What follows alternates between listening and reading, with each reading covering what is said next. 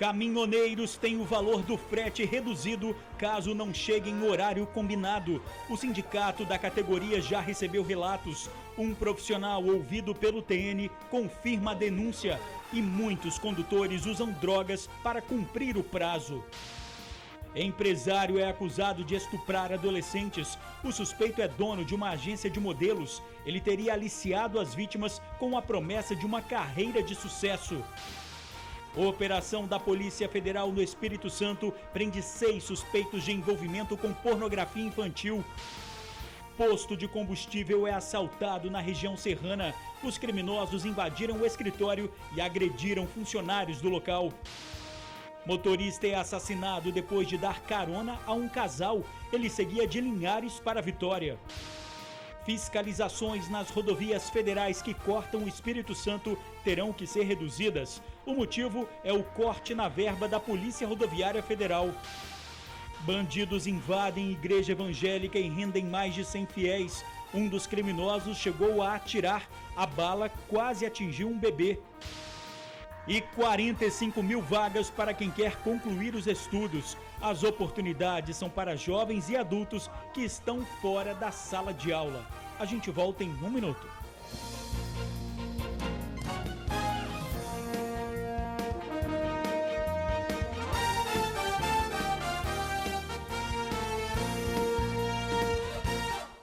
Olá, boa noite. Pesquisa mostra que 5 de cada 10 caminhoneiros já afirmaram que receberam ofertas para usar drogas durante o trabalho.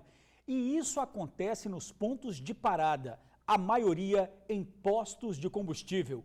O Tribuna Notícias conversou com um caminhoneiro. Ele afirma, para muitos, se não chegar na hora marcada, o valor do frete diminui. Veja na reportagem de Rafael Schuller. O caminhoneiro encosta para comer, esticar as pernas ou ir ao banheiro e com frequência recebe a oferta. Às vezes você chega em alguns postos, o cara pergunta se você quer alguma coisa. É um negocinho aí que você precisar para continuar a viagem. Este caminhoneiro com quem conversamos é capixaba e tem 16 anos de estrada. Já rodou pelos estados do Rio, São Paulo, Paraná, Goiás, Bahia e Minas Gerais. Ele conta que os motoristas acabam tendo que correr contra o tempo se quiserem fechar o mês com dinheiro no bolso. Se você faz uma viagem mais ou menos longa, 10, 12 horas, você tem um prazo de 12 horas para entregar. Se por acaso acontecer alguma coisa na estrada que você atrase, você perde no frete, tá? Então você tem que chegar dentro daquele horário para você receber aquilo.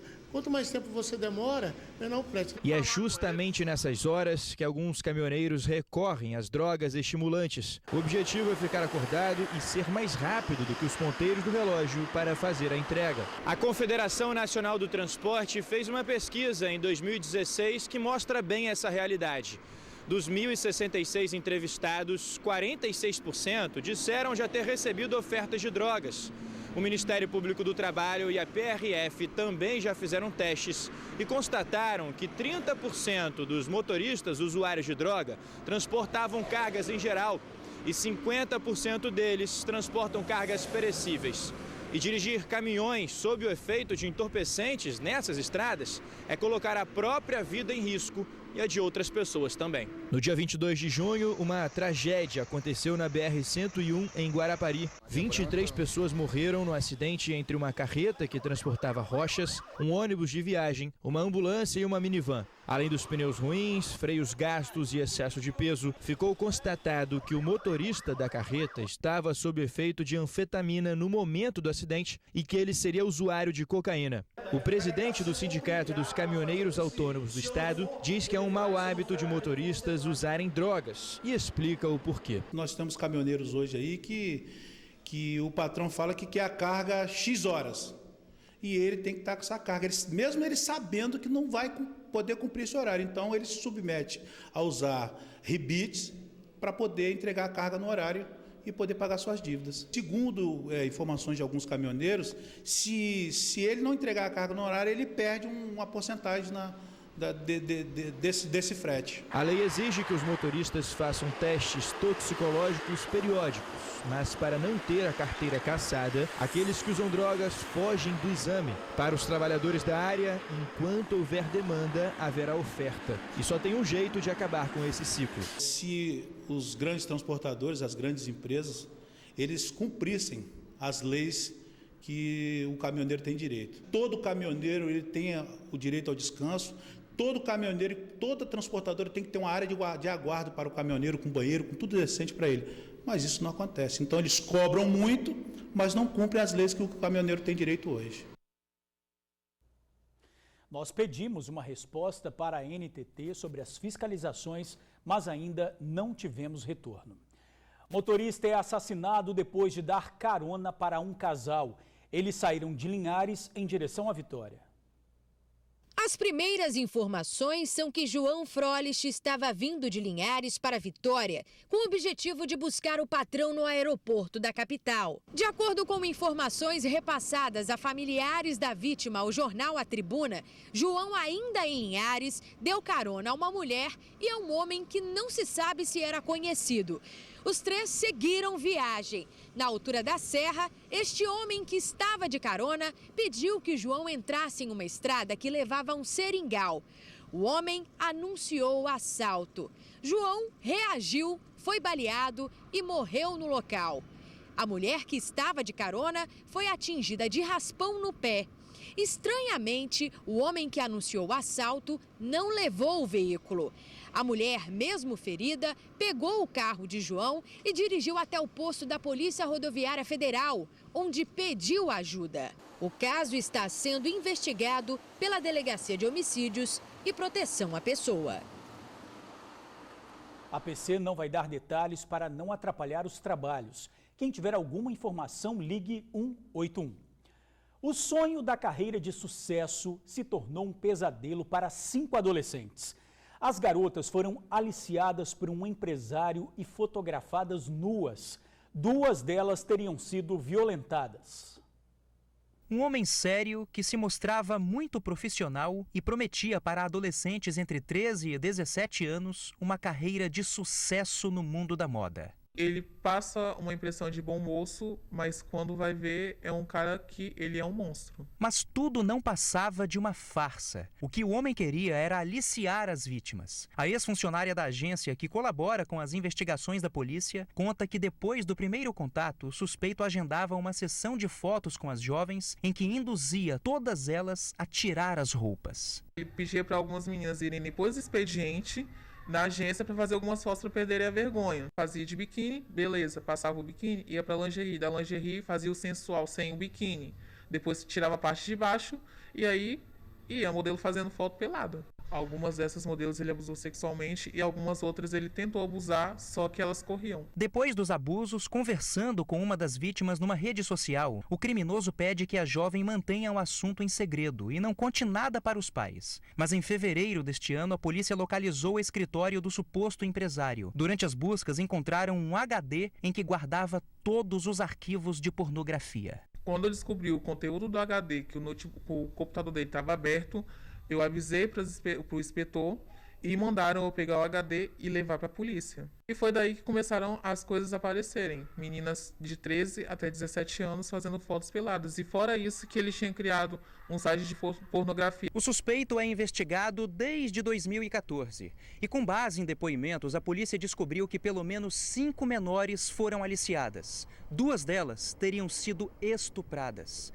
Mesmo assim, o dono da agência não está preso. Ele tinha uma grande oratória, então ele ganhava a confiança da família, os pais, as mães confiavam nesse cidadão e as crianças e as adolescentes ficavam sozinhas com ele. Então, nesse momento em que as adolescentes estavam sozinhas, ele praticava esses abusos e também fotografava essas crianças em cenas pornográficas. Nós representamos pela decretação da prisão desse acusado, mas infelizmente esse pedido não foi acatado. O empresário foi indiciado por estupro e por produzir conteúdo pornográfico envolvendo menores. Ele responde por esses crimes, ainda que em liberdade, mas ele está respondendo pelos crimes, o que nos dá a certeza de que esse caso não passará impune. Ele passa uma impressão de bom moço, mas quando vai ver é um cara que ele é um monstro. e 6 homens foram presos pela Polícia Federal hoje cedo aqui no estado. Eles são acusados de envolvimento em pornografia infantil. A operação da Polícia Federal no Espírito Santo, apelidada de SAVE, foi deflagrada na manhã de hoje. 6 pessoas foram presas em flagrante pelos crimes de posse e compartilhamento de pornografia infantil. A identidade dos detidos não foi divulgada. São todos homens de classe média a baixa e com idades entre 30 e 40 anos. As prisões aconteceram em Vitória, Cariacica, Serra e Guarapari. Nós tivemos 9 mandados de busca e apreensão cumpridos e eram 6 investigados.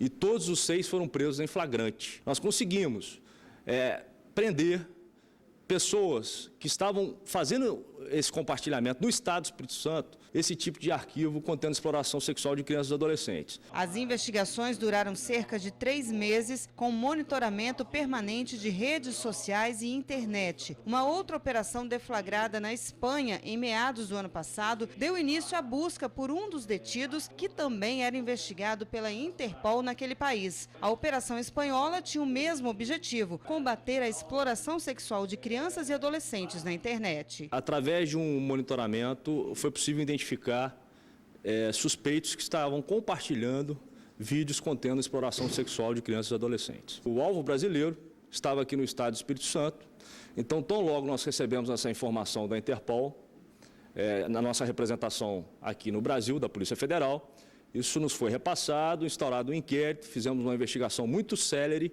e hoje estamos, felizmente, apresentando o resultado com a prisão desse investigado. Bandidos roubam clientes num bar em Vila Velha. Os criminosos entram no local apontando armas. Um deles toma o celular de um cliente. O homem tenta reagir, mas é ameaçado e empurrado pelos bandidos. O dono do bar, que está sentado, também é revistado. Os assaltantes fogem correndo pouco depois. Eles ficam assustados quando a mulher do proprietário grita por socorro. Ela viu a ação criminosa pelas câmeras de segurança. O bar fica em Aribiri. O caso foi registrado na delegacia. Quem tiver informação dos bandidos, ligue 181. Fiscalização prejudicada nas rodovias. A verba destinada à Polícia Rodoviária Federal vai ser reduzida pelo governo. De 2016 para 2017, o orçamento da PRF em nível nacional já havia sofrido um corte de 11%. E agora, a partir de hoje, passa a valer também um contingenciamento de 44%, que já havia sido anunciado em março. Isso significa que o governo definiu uma espécie de política econômica que impõe limites nos gastos da Polícia Rodoviária Federal. Nós precisamos fazer um ajuste nas nossas contas, refazer os cálculos para a atividade administrativa, tentando manter a atividade operacional. Queremos manter o nosso serviço de fiscalização, as nossas ações de segurança pública, trazendo um bem maior para a sociedade. A informação é de que com esse orçamento menor, a PRF de alguns estados vai ter que fechar postos de policiamento, deixar de colocar aeronaves no ar e parar com algumas fiscalizações nas estradas. Aqui no Espírito Santo, algumas medidas também vão precisar ser adotadas. As fiscalizações maiores que estavam sendo inseridas no nosso planejamento, infelizmente elas terão que ser suspensas até que esse valor possa ser restituído para a Polícia Rodoviária Federal no Espírito Santo. A redução veio em um momento ruim para o Estado, uma vez que os acontecimentos recentes pedem, na verdade, um orçamento maior. Dentro das possibilidades do superintendente da PRF do Espírito Santo, ele disse que vai fazer de tudo para manter as estradas seguras. Nós vamos fazer o nosso exercício para tentar manter as nossas ações em dia. Nós queremos trazer mais segurança para a sociedade. É claro, nós precisamos do apoio de Brasília. Deve chegar hoje ao estado o corpo do capixaba morto num acidente de avião em Roraima. Olavo Perim Galvão, de 35 anos, estava num monomotor que caiu logo após decolar. Outras 3 pessoas morreram no acidente. Olavo era biólogo e técnico do IBAMA. O corpo está sendo trazido num avião da Força Aérea Brasileira e deve chegar ao estado às 11 da noite. O enterro acontece amanhã. Bandidos invadem igreja evangélica e rendem mais de 100 fiéis. Um dos criminosos chegou a atirar. A bala quase atingiu um bebê. Era noite e o culto acontecia nesta igreja que fica em São Diogo na Serra. Do lado de fora, uma família chegava. A mãe com um bebê de colo entra enquanto o marido estaciona o carro na rua. Mas ele, o último a chegar, é escolhido para ser a vítima e rendido por 3 dos 4 assaltantes que haviam parado bem em frente à igreja. Aí nisso os assaltantes foram em direção ao carro dele, 3 assaltantes, e tentaram render ele. Nisso, quando eles não conseguiram entrar pela outra porta do carona também, então eles ficaram nervosos. O engenheiro químico estava na frente, na recepção, quando foi avisado do assalto. Ele conta que, como o roubo ao carro foi frustrado, os ladrões mudaram de alvo. Um rapaz do acolhimento estava comigo, ele percebeu primeiro que eu era assalto, ele gritou, é um assalto, é um assalto. Aí o rapaz veio em direção da gente e entrou na igreja. Na igreja tinham pelo menos 100 pessoas. A maioria não teria percebido de imediato o que estava acontecendo, pois encontrava-se em oração. Os irmãos estavam todos de joelho orando, né? Então, quando ele pediu para poder recolher os pertences, né, as pessoas ainda estavam orando, as pessoas estavam concentradas na oração. Poucos perceberam, só quem estava ali no acolhimento mesmo e os mais perto da porta. Mas foi justamente essa não percepção do perigo que deixou os ladrões nervosos. E aí, por pouco, uma tragédia não aconteceu. Na hora do nervosismo, um dos assaltantes efetuou um disparo que acabou atingindo aquela pilastra lá no teto. A bala resvalou e veio parar aqui neste canto, onde nessa cadeira estava deitado um bebê, enquanto os pais dele estavam aqui do lado em oração. Por muito pouco, a bala que resvalou lá não atingiu a criança aqui. Eles queriam intimidar todo mundo para poder recolher os pertences, viu que o pessoal não estava reagindo porque estava ajoelhado, então o rapaz ficou nervoso, aí ele mirou no pastor. Eu não sei o que aconteceu, mas o braço dele resvalou para o lado, estava mirado o pastor assim e o tiro saiu para cima. Nessa hora, os ladrões foram embora, levando alguns pertences das pessoas presentes. Eles roubaram 3 celulares, carteiras, documentos de alguns fiéis, bolsa de bebê, chave de carro, mas não levaram nenhum carro. A polícia investiga o caso. Quem tiver informação dos criminosos, ligue 181. Oportunidade para concluir os estudos. A rede estadual oferece 45 mil vagas para jovens e adultos. A aula hoje é de língua portuguesa e entre os alunos, um exemplo. Seu Edson, que voltou aos estudos mais de 30 anos depois de precisar deixar a escola. Precisei de parar porque comecei minha vida cedo, criança e tudo mais. Agora não tem mais ninguém que me peça estudar, entendeu? E vou terminar e depois ver o que eu faço. Essa é uma turma de educação para jovens e adultos de uma escola em Vitória. E a galera aqui está determinada a recuperar tudo o que ficou para trás. Eu quero terminar o estudo, fazer uma faculdade, prestar o Enem, quem sabe um dia. E daí que eu sigo uma carreira profissional. A Secretaria de Educação anunciou na tarde desta quarta-feira um novo pacote de matrículas para o segundo semestre deste ano. São 45 mil vagas.